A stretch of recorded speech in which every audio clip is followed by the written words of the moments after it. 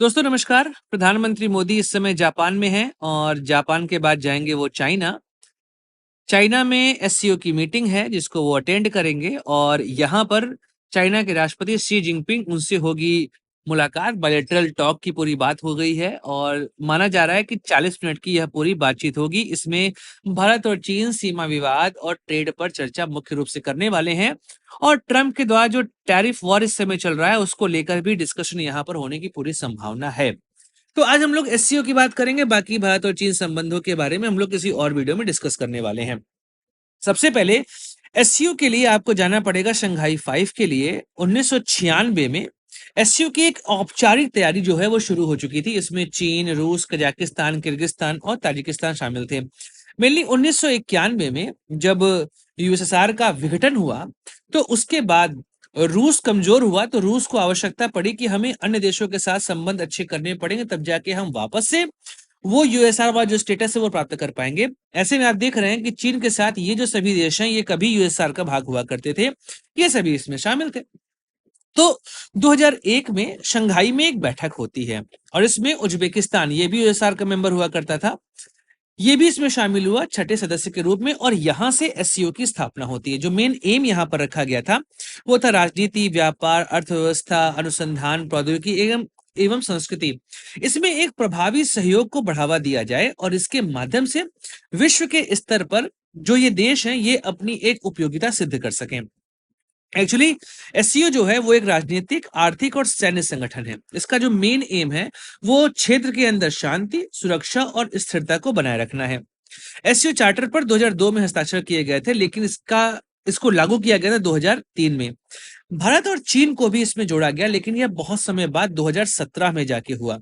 Iran 2023 में इसमें जुड़ा और बेलारूस वर्तमान समय में 10वां सदस्य है और सबसे नया सदस्य। यहाँ पर आप देख रहे हैं ये सभी मेंबर स्टेट हैं जो कि संघाई कोऑपरेशन ऑर्गेनाइजेशन में आते हैं। 2024 में 10वें मेंबर के रूप में बेलारूस को यहाँ पर ऐड किया गया था। आप मैप में देख सकते हैं ये सभी देश यहाँ पर आपको दिखाई दे रहे हैं जो कि एससीओ के अंतर्गत आते हैं। इसका जो मुख्यालय है वो बीजिंग में है। बात करते हैं इसके गठन की, तो राष्ट्राध्यक्ष परिषद ये इसका सर्वोच्च निकाय है और इसका जो मुख्य कार्य है वो ये है कि जो अन्य राष्ट्र हैं और अंतर्राष्ट्रीय संगठन है उनसे संपर्क करे और जो अंतर्राष्ट्रीय मुद्दे हैं उस पर विचार करे और एससीओ का निर्णय ले।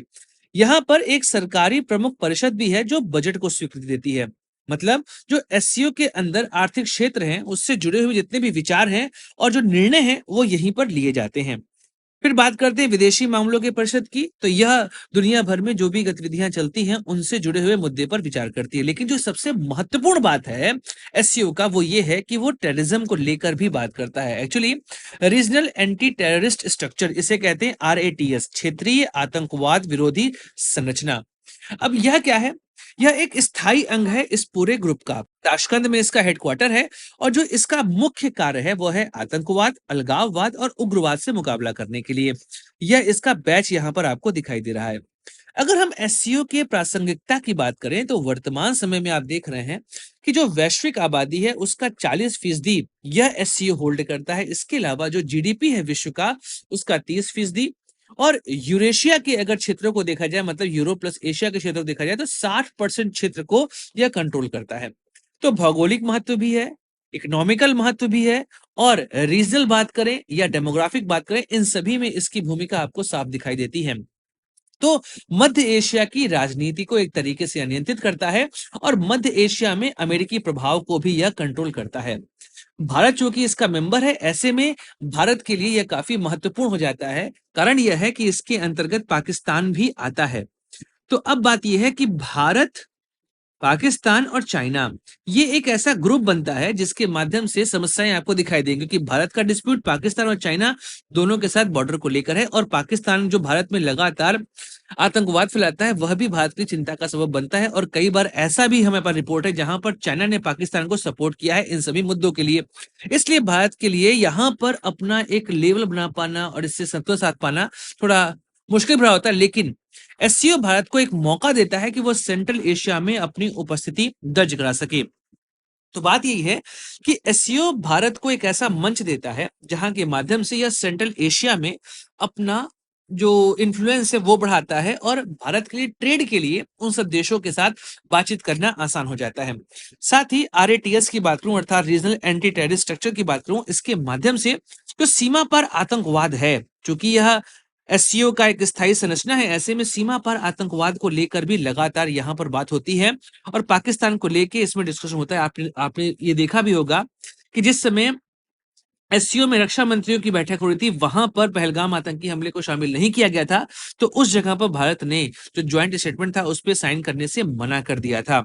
इसके अतिरिक्त आप देखेंगे कि जैसे कजाकिस्तान हो गया, किर्गिस्तान हो गया, इन सब क्षेत्रों में यूरेनियम और हरित ऊर्जा इनका भंडार है। ऐसे में भारत की ऊर्जा सुरक्षा के लिए भी यह जो संगठन है वो काफी मदद प्रोवाइड करता है। अभी के समय आप देखेंगे तो भारत रूस हो गया, कजाकिस्तान हो गया, इनके साथ अपनी ऊर्जा संबंधों को और मजबूत करा। यहाँ तक कि रूस के साथ भारत ने फिलहाल 40% जो भारत के टोटल इंपोर्ट है ऑयल का, वो रूस से ही पूरा हो रहा है। इसके अलावा यूरेनियम के लिए कजाकिस्तान से भारत की बातें लगातार चलती रहती हैं।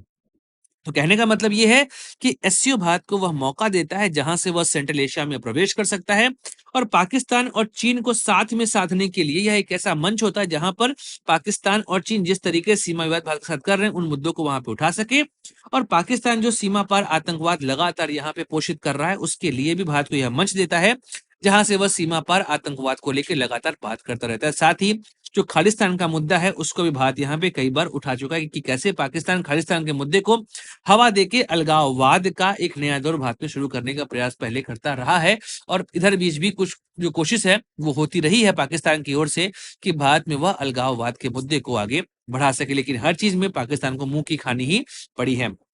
एक और बात यहाँ पर जोड़ना है कि वो चीन, भारत, पाकिस्तान, रूस, इस कोण को भी यहाँ पर देखना जरूरी है, क्योंकि एससीओ में चीन और पाकिस्तान ये दोनों उपस्थित हैं। जैसा मैंने अभी आपको बताया कि कैसे चीन और पाकिस्तान भारत के लिए समस्याएं खड़ा करते रहते हैं, लेकिन एक और चीज है वो है बेल्ट रोड इनिशिएटिव। यह एक प्रमुख चीज है जिसका भारत ने विरोध किया है। भारत बीआरआई का विरोध नहीं करता, लेकिन बीआरआई में जो एक सीपेक है अर्थात चाइना पाकिस्तान इकोनॉमिकल कॉरिडोर, जो सीपेक है, भारत हमेशा इसका विरोध करता रहा है क्योंकि यह भारत की क्षेत्रीय अखंडता और संप्रभुता का उल्लंघन करता है क्या एक्चुअली। जैसे आप देखेंगे ये जम्मू कश्मीर है, तो यहाँ पर ये जो क्षेत्र है कुछ ऐसे, ये वाला जो एरिया ये एलओसी है, तो जो सीपेक है वो यहाँ से गुजर रहा है, गिलगित बाल्टिस्तान से गुजरता है। अब चूंकि जम्मू कश्मीर भारत का अभिन्न अंग है, लेकिन फिलहाल अभी की स्थिति में ये जो क्षेत्र है ये पाकिस्तान के नियंत्रण में है। तो चाइना ने जो अपना बीआरआई प्रोग्राम है उसका जो सीपेक है था, चाइना पाकिस्तान इकोनॉमिक कॉरिडोर, यह उन्होंने यहाँ से गुजारा है। भारत लगातार इस चीज का विरोध करता रहता है। दैट्स वाई जो बेल्ट रोड इनिशिएटिव है और सीपेक है, इसके माध्यम से भारत हमेशा चाहता है कि एससीओ मीटिंग में यह बात उठे, लेकिन भारत की जो इसमें क्षमता होती है बहुत सीमित होती है। कारण यह है कि जो बाकी राष्ट्र हैं उनके बीच में एक तरह का सहयोग है, लेकिन भारत और पाकिस्तान में चूंकि पाकिस्तान का यूज किया जाता है चाइना के माध्यम से भारत के बढ़ते कदमों को रोकने के लिए, ऐसे में भारत की आवाज बहुत लिमिटेड हो जाती है, इसलिए उसे दूसरे स्थान पर रहना पड़ जाता है। जबकि चीन, रूस और पाकिस्तान यह एक संगठन बना थे, लेकिन हाल के दिनों में जो जो घटनाक्रम बदले हैं वहां पर एक बात तो स्पष्ट है कि चीन को भी भारत की आवश्यकता है और भारत को भी चीन की आवश्यकता है। ऐसे में पिटाई होगी पाकिस्तान की। बाकी दोस्तों, भारत और चीन के संबंधों के विषय में हम लोग डिटेल भी बात करेंगे अपने अगले वीडियो में। आज के लिए यहीं तक, मिलेंगे अगले वीडियो में। लाइक शेयर सब्सक्राइब करिएगा। जय हिंद, वंदे मातरम, भारत माता की जय।